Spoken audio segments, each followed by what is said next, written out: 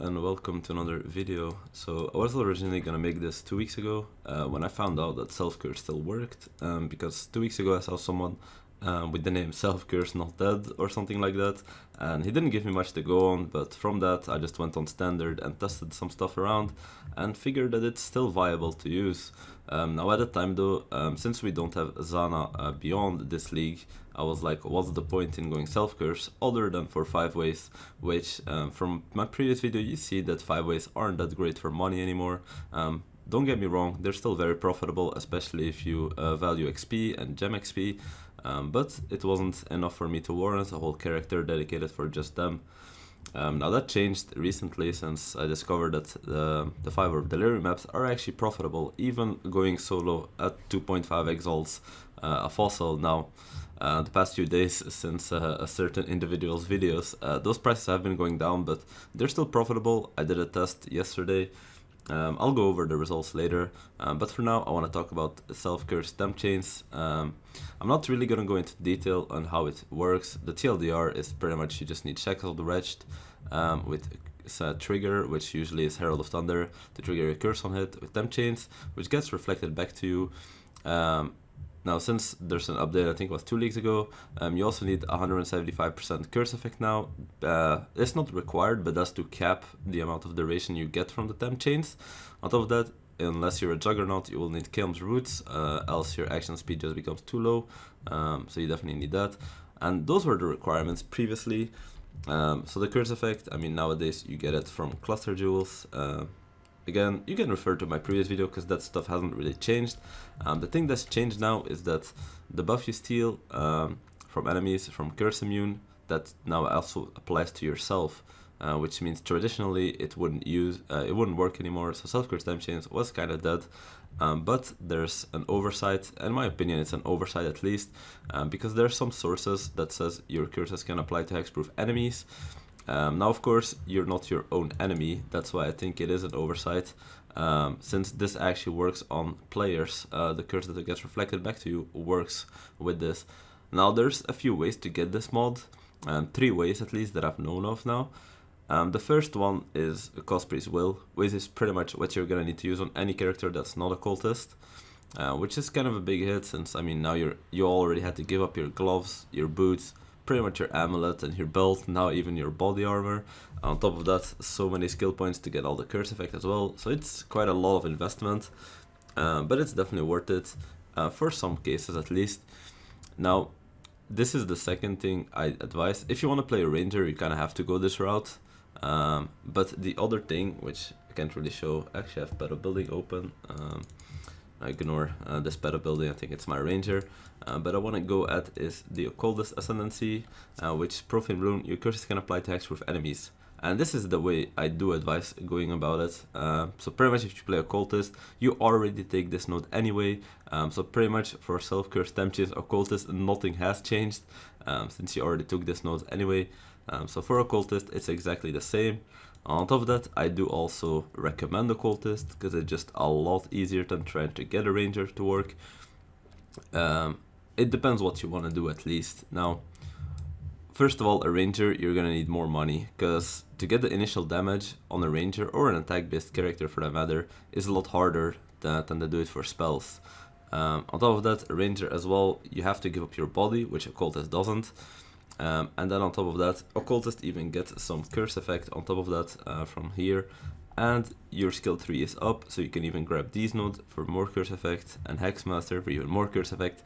So it's a lot easier to gear the Occultist as well, and also you'll just have more damage initially, because you'll probably go Blade Vortex, it'll be cheaper. So there's a lot of pros to going Occultist. Now, personally, I just love playing Rangers, so that's why I always go Ranger. It is harder and trickier to get going though, but it's not too bad. Now it also depends on what you want to do. If you want to do 5 ways, I will always advise Ranger. I've done at this point well over 1,000 5 ways. I've tested multiple setups. I've went Blade Vortex, Winter Orb, Cyclone, pretty much anything you can think about. And for me at least, the best for 5 ways is something projectile based. So most likely a Ranger. It doesn't matter the spell you use as long as it's a range skill, or If you want to go Occultist, the other option is going Wander, because Wander with Kinetic Blast or Power Siphon also work extremely well. So pretty much projectile skills are just kings in clearing 5-ways. Since with Headhunter you steal so many extra projectiles, you shoot once and everything dies, so the coverage is just too good. Blade Vortex is still good as well, and well enough to farm them reliably. Now I'm gonna talk about the 5-orb maps, how to get the map, how to do them. Now before you begin, these maps, they're completely different from 5-ways. As to the fact, in 5-ways you can just one-shot everything, even with very mediocre gear, and get your buffs that way, and then the buffs will carry you. Whereas in 5-orb maps, you kinda need upfront damage to kill the first few packs and get your buffs going. Since the mobs definitely have a lot of HP and are very tanky and scary, so you definitely need a decent build at that stage to at least start getting your buffs up. Again, for this I advise an Occultist over a Ranger, which I'll go over in detail more later, but for now, to get the maps, you need to decide which map you want to run. So if you don't have too much upfront damage, you definitely want to do a lower tier map. They're still good. I'd advise doing tier 8 ports at that point, which will definitely be a lot easier than high red maps. But it's up to you in that case. You can also choose your map. A lot of people are doing port. I personally prefer burial chambers. Alleyways is a good one. I think I have an alleyways somewhere, which I'm still working on to finish. So you choose the map you want to do, and of course, as long as you have enough damage to start it off, you should be fine. You can even do maps without divination cards, though I do advise something with a divination card, because in my opinion it's just straight up better money. Next is how to get these maps. So once you've decided to make which map you want to run, you pretty much just get the map. Now, what you can also do is try to get the map with an influence, like this guy my guild has done here, areas influenced by the Elder. You can do that, but I mean personally I don't think it's too much of a difference. So either do that or just get a normal map. After that, you're just gonna chaos spam it or alteration spam it, doesn't matter, until you get beyond on the map, as the map mod, slaying enemies close together. After that, you pretty much have to harvest craft, which is fracture. I think I have some still. So it's something like this. It says fracture random. So now beyond is a prefix, so of course you're gonna need something that says fracture random prefix on an item with at least 3 prefixes. So once you have that, of course you need to get the 3 prefixes on the item, which you can easily do with beast crafting if you need to remove suffix add prefix until you have 3 prefixes. And then you use this. It's a 1 in 3 chance you will brick your map. If you brick your map, I mean, it depends. Now, if you have a map like this with the influence on it, which is probably a lot harder to come by, I would suggest imprinting the map first and then using this. So if you don't fracture the beyond, you can always imprint back and try again until you get it. But if it's just a regular map, I mean, it's just a random map, so it doesn't matter at that point. If you miss it, just get another map, alteration spam for beyond again, and try again. Pretty much you do that until you have the beyond on there in the brown line, so it's fractured. So it doesn't matter now, I can even scour this down. The beyond is never gonna go away.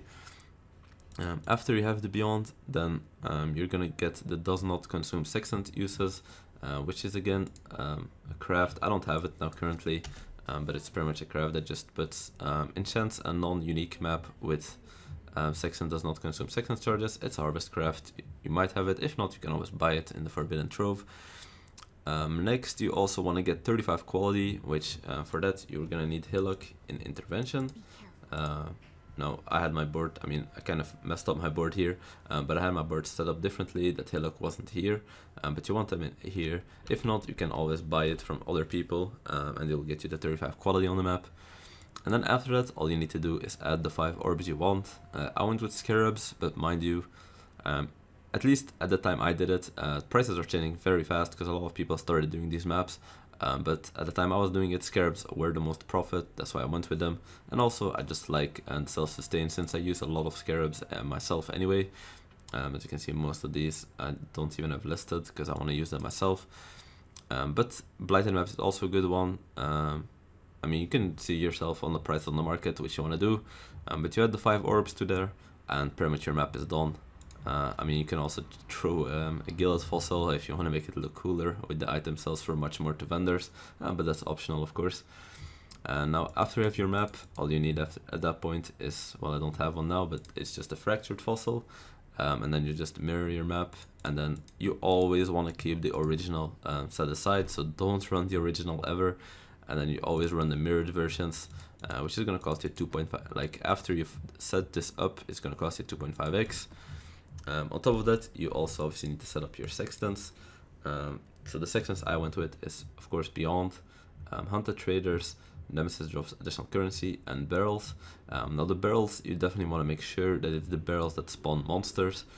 So what you do is you pretty much just roll it somewhere else, you run the map, and if you pop the barrels, you can have explodey barrels, you can have barrels with the bears in them, or you can have little spiders that spawn from the barrels.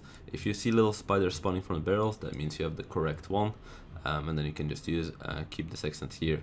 So those are the ones I use. Now, you could technically roll the map to not get reflect if you use a corroded fossil as well, but to minimize the cost for myself, you can get a sextant that says players in the menu cannot take reflect damage, so you can just swap this sextant in. I would swap it in for the barrels instead of the Nemesis, but it's up to you which one you swap. I mean, Hunted Traders and Beyond I definitely keep, the Nemesis as well, it's pretty good money, but I'd probably swap this one. So that's how you run your maps. And once your sections are set up and your map is set up, now the only things you still need now is a fractured fossil to mirror your map, and of course, which is your always cost, is the scarabs. I just run Legion, Harbinger, Breach, and Divination, since we are running burials, of course. So those scarabs, I mean, you will always pay for the scarabs pretty much, and the fractured fossil, that's your only investment. Now what I'm also doing is I'm also running Plague of Rats, but they're like 1 chaos each, pretty much in bulk. And on top of that, I'm also using Incursion, because it's the most mobs added. Personally, I haven't really done the garden with these maps. It definitely is worth it if you can, but for me, every time I go into the garden, I think it's a lot of time where I just start losing my buffs, even with self-curse, because it's kind of hard. But I might try and start putting the garden into there as well, because it's a lot of extra monsters, but that's up to you. So now you know how to make your map, you know how to set up your atlas, so you know everything about the map, how to invest in it and everything. Next, oh yeah, one small thing actually, you're using Nemesis as the Zana map device, that's one thing I forgot. But I think that's everything now. Now you need a build to run the maps. So first I'm gonna go over my setup, explain it, and then I'll go over the one I recommend, because I don't actually recommend my setup. So first of all, I do have an insane bow, so keep that in mind. Even with harvest crafting something as insane as this, it's still gonna cost you so much money, since there's a few bows like this and they're currently being mirrored, so it's definitely mirrored here even in this league. Mine has been mirrored once so far, I haven't got it too long ago, so definitely happy with that. Now you can go for a bow that's obviously not as strong as this, remove a few mods from there, get it a lot cheaper. It should still work, but of course the more damage you get, the more reliable these maps are gonna be. So it's up to you. Next, I mean, pretty much your gloves, your body, boots, belt, and amulet are already decided if you're going for the self-curse setup. So does that. Try and get early weakness curse on your gloves if you can. It's not too expensive this league, since not too many people are playing this. Your rings, I go for tamings, since first of all, well, they're cheap and easy to get because they're uniques. They also have a lot of damage already, and they have the resists. Now, I'm not even res capped, since obviously self-curse temp chains builds, you don't really need res cap, since after killing a few mobs, you're just gonna steal their resists and be res capped pretty fast into the map. But still, that initial little bit of resists can make the difference between you dying at the start of the map or not dying. So it's definitely another plus from using tamings. Next, of course, amulets. Make sure you know it's clearing your runes. I mean, curse effect, up to you how you cap your curse effect. Quiver, Higher's Demise. I do have a little bit of deck stacking going on, so that's why I go for this. You can definitely use a rare quiver with projectile speed, wed, crit, stuff like that on there. You can also use a Wriggle's Quill for the fork. It's up to you what you do, but personally I just prefer this. Also, Void Fletcher, I guess, is really good to mention for damage. So up to you what you do on the quiver. The helm, Fractal Thoughts is definitely the most damage you'll get out of a helm. But it is quite difficult this league to get a temp chains curse effect on it. I had to look for quite a long time to even find a rare Val mask with it, and then use trashy treasures on it. So they're pretty hard to come by this league. But maybe if you balance your curse effect, you don't even need the enchant, and you can go for a more offensive enchant, like the whatever bow skill you're using. So up to you. If you can't, if you definitely need the temp change curse effect on here, just go for a rare helm with ideally some offensive stats, but you can also just go more defensive if that's what you prefer. The Flasks, so Quicksilver, Diamond, Cinder Swallow, Azir's Promise, and Dying Sun. The Azir's Promise you can change for Bottled Fate if you prefer. Pretty much you just want a damage flask there. On top of that, I just got bleed removal on my diamond flask, since obviously we don't want curse removal since we're self-cursing. We don't need freeze removal since we have Kilm's Roots, so you can't get frozen. And on top of that, I just don't really have reliable jewels to put bleed removal. Corrupted Blood cannot be inflicted upon you, so I just got on my flask because me as well. Next, the skill tree, I suppose. So first of all, I do have an Inspired Learning here. Now important, since you're using our discords, you need a jewel which you cannot be hindered. So the easiest way I found is just get on Inspired Learning. It wasn't too expensive. Next, just make sure you have the 4 notables here. Chose with this padding since we do get this node as well. Then the current setup I'm using, I guess I'll talk about it first, since I'm level 98 now, so I did switch to using 2 large clusters. Actually, I'll mention quickly what I was using before. So before I was using voices here, with just the 3 clusters, so each of these gets 40% curse effect. So I was getting 120% curse effect from this voices, and then I just had my watchers here. So with that setup, I had 120% here, then 30% from the helm, 15% from the amulet, and 10% from the gem. So you can just cap with voices, but I do advise this setup to be better, since pretty much one large cluster is going to be the same as a 5-point voices in terms of points. These pretty much stay the same, and then this one just gets well, theoretically moved from here to here, so that's still the same point investment. So you're pretty much just spending an extra 7 points here, not even 7, 6 points, and you're getting pretty much 6 notables out of it, since you get 3 notables here, and then your 3 notables here, and your jewel as well. This one just moves from here to here, so the initial points aren't changed. So pretty much if you have enough points to get 2 large clusters, it is better than getting voices, since you can just think of it as the extra 6 points or 7 points you're spending, you're just getting all notables for them. So currently I do have one with Doriani's Lesson, Cold to the Core, and Blanketed Snow. Now, Cold to the Core, I think for most people, if you get Saddest here, it will be better for you, since you probably don't have as much dex as I will have.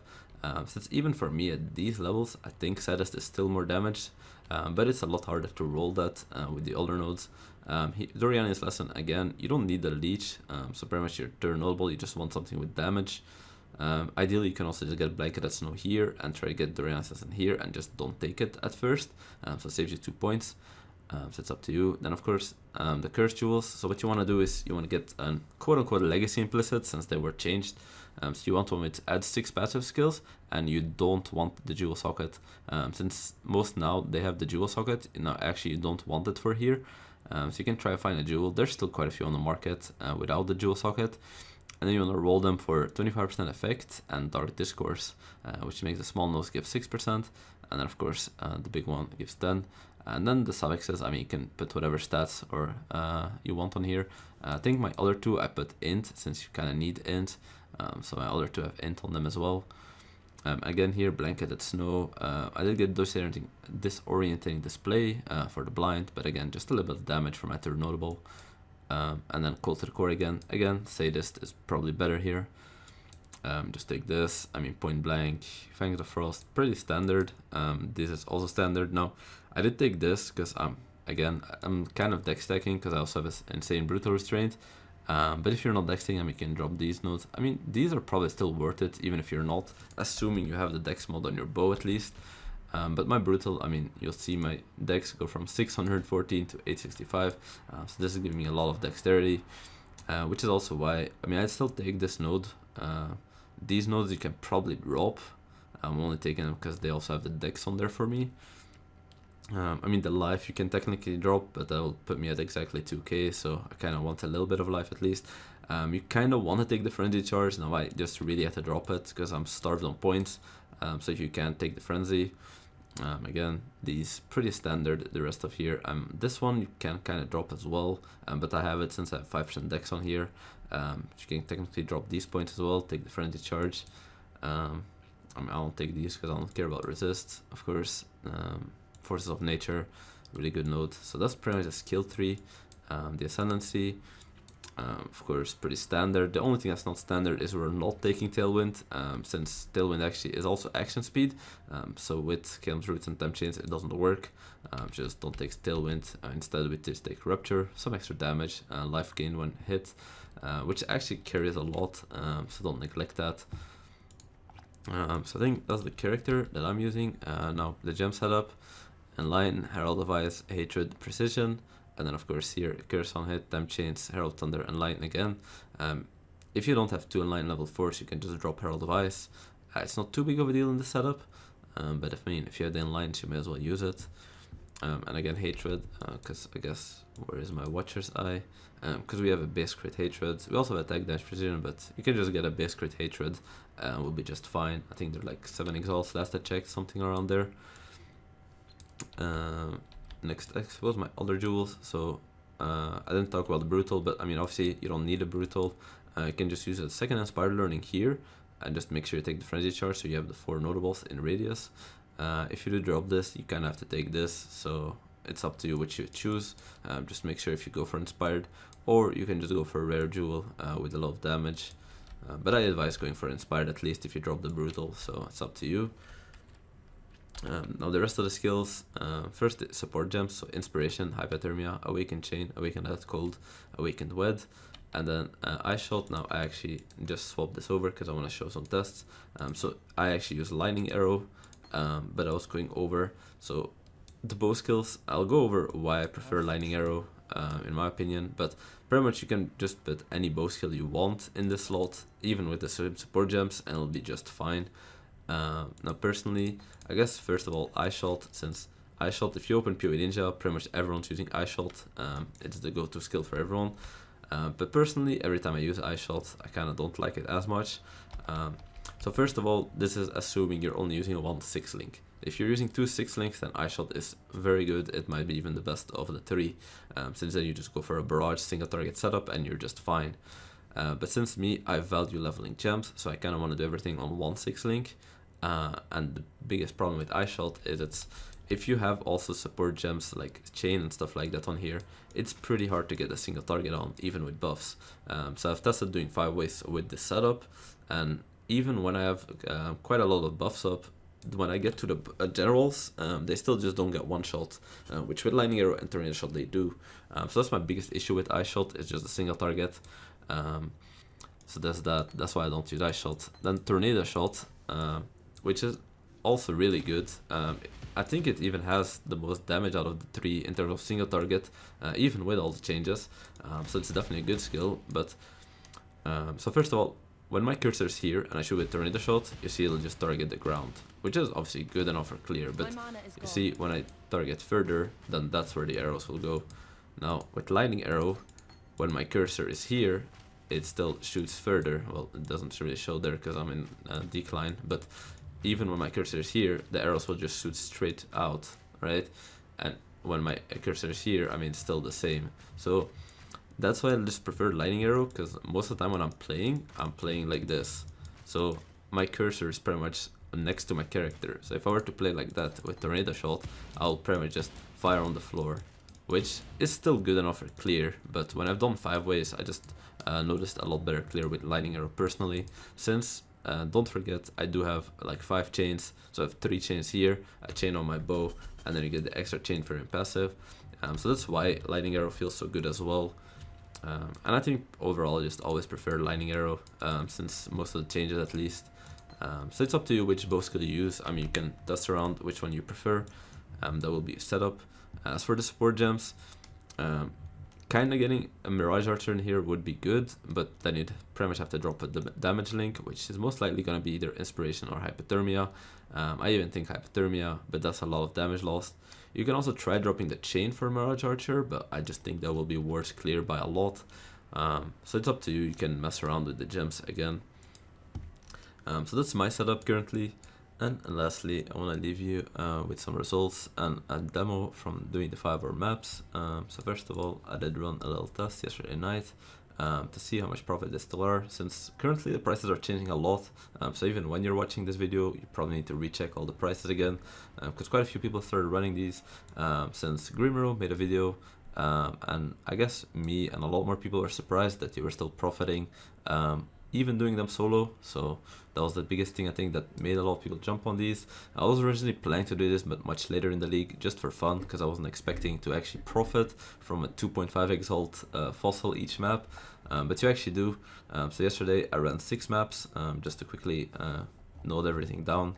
Of course, the more maps you run, I mean, most of these drops, they'll pretty much be the same, just in higher quantities, which is even better, because selling fossils in bulk, scarabs in bulk, is actually even better.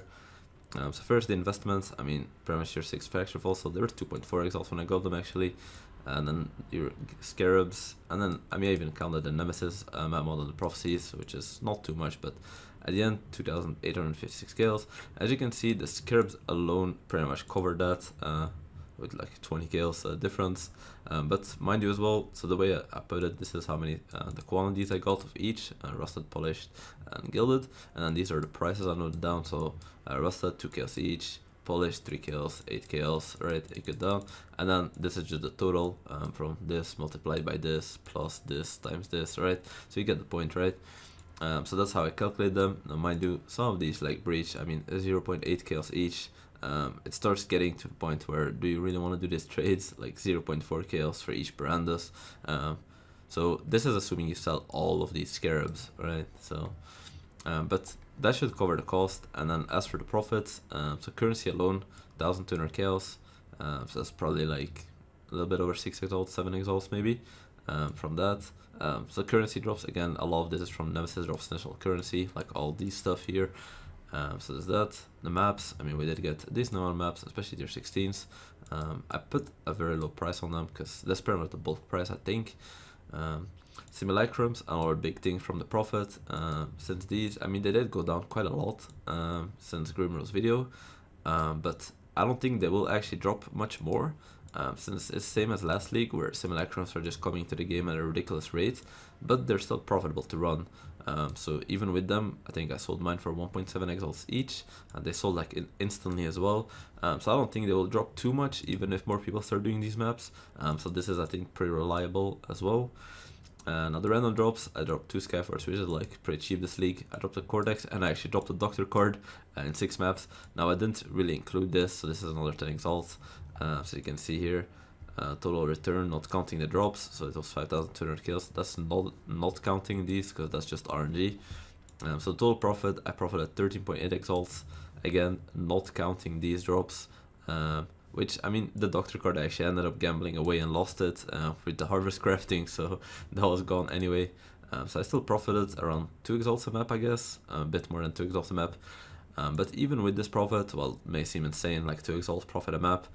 These maps take a long time, like not only to clear, but the biggest factor is looting them.